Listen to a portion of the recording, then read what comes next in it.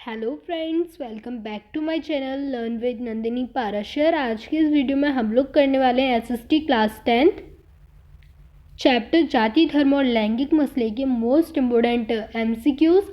And friends, believe me कि ये MCQs आपको आपकी बोर्ड एग्जाम प्रिपरेशन में बहुत ज़्यादा हेल्प करेंगे। चलिए वीडियो को स्टार्ट करते हैं। तो क्वेश्चन है, इनमें से किस देश में महिलाओं की भागीदारी बहुत ज़्यादा नहीं है। क्वेश्चन पूछ रहा है, ये जो ऑप्शन दे रखे हैं इनमें से ऐसा कौन सा देश है जिसमें महिलाओं की भागीदारी बहुत ज़्यादा नहीं है। A Sweden, B Norway, C Bharat and D Finland. So the right answer is Bharat. हाँ फ्रेंड्स, जो भारत है उसमें महिलाओं की भागीदारी ज़्यादा नहीं है। अपने देश में बहुत कम भागीदारी है महिलाओं की। क्वेश्चन है, राज्य विधानसभाओं में महिलाओं का प्रतिनिधित्व निम्न में से कौन सा है। एक्चुअली गलत टाइप हो गया है, इस जगह पर कौन सा होगा। So A 2%, B 5%, C 6%, D 3%। So the right answer is B 5%। राज्य विधानसभाओं में महिलाओं का प्रतिनिधित्व 5% है। क्वेश्चन है, पंचायतों और नगर पालिकाओं में महिलाओं को प्रतिनिधित्व प्रदान करने के लिए निम्नलिखित कदम उठाए गए हैं। मीन्स क्वेश्चन पूछ रहा है कि महिलाओं को प्रतिनिधित्व प्रदान करने के लिए कुछ कदम उठाए गए हैं, तो ऐसा कौन सा जो कदम उठाया गया है जो कि इसमें सही मेंशन है। जो इसमें मेंशन होगा वो आपका राइट आंसर होगा। चलिए पढ़ लेते हैं। ए महिलाओं के लिए आधी सीटों पर चुनाव के लिए आरक्षण, बी 1/3 महिला का सदस्यों की नियुक्ति, और सी महिलाओं के लिए 1/3 सीटों पर चुनाव के लिए आरक्षण, डी उपरोक्त में से कोई नहीं। सो the right answer is option number A. Guys, महिलाओं के लिए आधी सीटों पर चुनाव के लिए आरक्षण किया गया है। भारतीय समाज माना जाता है एक मातृ प्रधान समाज, एक पितृ प्रधान समाज, एक भ्रातृ प्रधान समाज, इनमें से कोई नहीं। सो द राइट आंसर इज एक पितृ प्रधान समाज। भारतीय देश को एक पितृ प्रधान समाज माना जाता है। तो फ्रेंड्स, नेक्स्ट क्वेश्चन पढ़ने से पहले मैं आपको बता देती हूँ कि एक पितृ प्रधान समाज होता क्या है। देखिए, पितृ प्रधान समाज का मतलब होता है वो समाज जहाँ महिलाओं की अपेक्षा पुरुषों को ज़्यादा प्राथमिकता दी जाती हो, वो होता है पितृ प्रधान समाज। तो गाइस, अभी हमने एक क्वेश्चन में पढ़ ही लिया था कि जैसे कि हमने देखा था कि महिलाओं को भारत में ज़्यादा हिस्सेदारी नहीं दी जाती है, तो इसीलिए हमारा भारत एक पितृ प्रधान समाज है जहाँ पर महिलाओं की अपेक्षा पुरुषों को ज़्यादा प्राथमिकता दी जाती है। आई होप आप लोग को पितृ प्रधान समाज समझ में आ गया होगा। दूसरा क्वेश्चन पढ़ लेते हैं। लैंगिक विभाजन से क्या अभिप्राय है। अमीर और गरीब के बीच विभाजन, पुरुषों और महिलाओं के बीच विभाजन, शिक्षित और अशिक्षित के बीच विभाजन, उपरोक्त में से कोई नहीं। सो द राइट आंसर इज पुरुषों और महिलाओं के बीच विभाजन। दी गाइस, हमारे चैप्टर का नाम है जाति धर्म और लैंगिक मसले। तो हम जाति जानते हैं, धर्म जानते हैं। अगर आप लैंगिक मसले नहीं जानते तो मैं आपको बता देती हूँ, लैंगिक विभाजन से अभिप्राय ये है कि ये पुरुषों और महिलाओं के बीच का विभाजन होता है। तो क्वेश्चन है आपका, भारत में कुछ स्थानों पर लिंगानुपात किस स्तर तक गिर गया है। तो ए 927, बी 840 और सी 820 और D 800। So the right answer is 800। 800 तक भारत के कुछ स्थानों पर लिंगानुपात गिर गया है। क्वेश्चन है, आंशिक रूप से सुधारकों के प्रयासों के कारण तथा आंशिक रूप से अन्य प्रयासों परिवर्तनों के कारण आधुनिक भारत में जाति व्यवस्था में काफ़ी परिवर्तन हुए हैं। तो काफ़ी परिवर्तन हुए हैं, ये इस क्वेश्चन में बताया गया है। तो आपको बताना है कि किस प्रकार के परिवर्तन हुए हैं।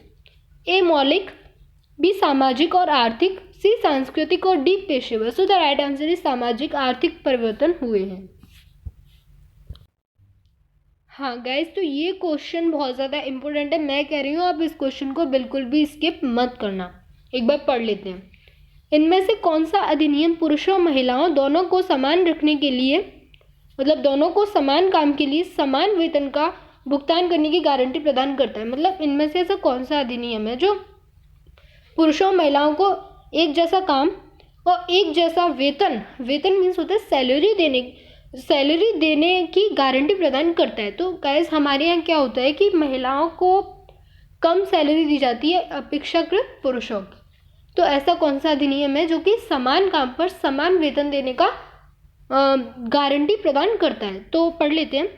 समान मजदूरी से संबंधित अधिनियम, समान काम से संबंधित अधिनियम, समान लिंग से संबंधित अधिनियम, उपरोक्त में से कोई नहीं। सो द राइट आंसर इज समान मजदूरी से संबंधित अधिनियम। बहुत इंपॉर्टेंट क्वेश्चन था ये, मैं कह रही हूँ बिल्कुल भी स्किप मत करना आप इस क्वेश्चन को। क्वेश्चन है, इनमें से कौन सा सांप्रदायिकता कुरूप रूप के बारे में सत्य है? मतलब इनमें से कौन सा सांप्रदायिकता बुरे रूप के बारे में सत्य है? तो ऑप्शन दे रखे हैं, ए सांप्रदायिक हिंसा, बी दंगे, सी नरसंहार और डी उपरोक्त सभी। So the right answer is उपरोक्त सभी, क्योंकि ये सभी सांप्रदायिकता के कुरूप रूप के बारे में सत्य हैं। तो मैं एक बार आपको बता देती हूँ कि सांप्रदायिकता क्या होता है। इसकी डिफाइन एग्जाम में पूछ ली जाती है। तो फ्रेंड्स, सांप्रदायिकता का मतलब होता है जैसे कोई भी अपने धर्म या जाति को बड़ा समझने लगता है। आपकी अगर सिंपल भाषा में समझाओ तो जातिवाद जो होता है तो बड़ा समझने लगता है और अपने धर्म को और भाषा को दूसरों पर थोपने लगता है। फिर यही ये जो जातिवाद होता है ये एक बड़ा हिंसात्मक रूप ले लेता है, ये एक बड़े हिंसा में बदल जाता है। तो इसे ही हम बोलते हैं सांप्रदायिकता। अगर गाइस आप चाहते हो कि मैं इस चैप्टर के या कोई और भी चैप्टर के हैंड रिटन नोट्स अपलोड करूं तो आप मुझे कमेंट में बताइएगा। मैं पूरी कोशिश करूंगी कि मैं आपको इस चैप्टर के अच्छे से अच्छे नोट्स प्रोवाइड करवा सकूं। तो आई होप आप लोग को सांप्रदायिकता समझ में आ गया होगा। क्वेश्चन है, इनमें से कौन सा मामला पारिवारिक कानून से संबंधित है? इनमें से ऐसा कौन सा मामला है जो पारिवारिक कानून से संबंधित है? ए विवाह और तलाक, बी दत्तक ग्रहण, सी वंशानुक्रम, डी उपरोक्त सभी। So the right answer is उपरोक्त सभी, क्योंकि फ्रेंड्स ये सभी पारिवारिक कानून से संबंधित हैं। तो फ्रेंड्स, ये हमारा लास्ट क्वेश्चन है, सांप्रदायिक राजनीति से क्या अभिप्राय है? जो सांप्रदायिक राजनीति मैंने आपको बता ही दिया था, सांप्रदायिकता उसी प्रकार की जो राजनीति है उससे क्या अभिप्राय है? ए राजनीति में विभिन्न समुदायों की भागीदारी, बी जब राज्य शक्ति का उपयोग बाकी समूहों में एक धार्मिक समूह के वर्चस्व को स्थापित करने के लिए किया जाता है, सी साम्यवादी सरकार, डी उपरोक्त सभी। So the right answer is option B, जब शक्ति का उपयोग बाकी समूहों में एक धार्मिक समूह के वर्चस्व को स्थापित करने के लिए किया जाता है, जैसे कि मैंने आपको बताया था कि थोप दिया जाता है वो सब कुछ। So the right answer is option B. तो गाइज आई होप आप लोग को पता चल गया होगा कि लैंगिक जाति धर्म और लैंगिक मसले वाले चैप्टर में से किस तरीके के क्वेश्चन बन सकते हैं, और आई होप ये क्वेश्चंस आपके लिए हेल्पफुल रहे होंगे। And guys please support me, guys please ऐसे चैनल को सब्सक्राइब कर दीजिए, क्योंकि एक मोटिवेशन मिलता है इससे, और ये एक माध्यम है आपसे जुड़ा रहने के लिए, और इकलौता माध्यम है कि आप सब्सक्राइब कर दें, बस यही।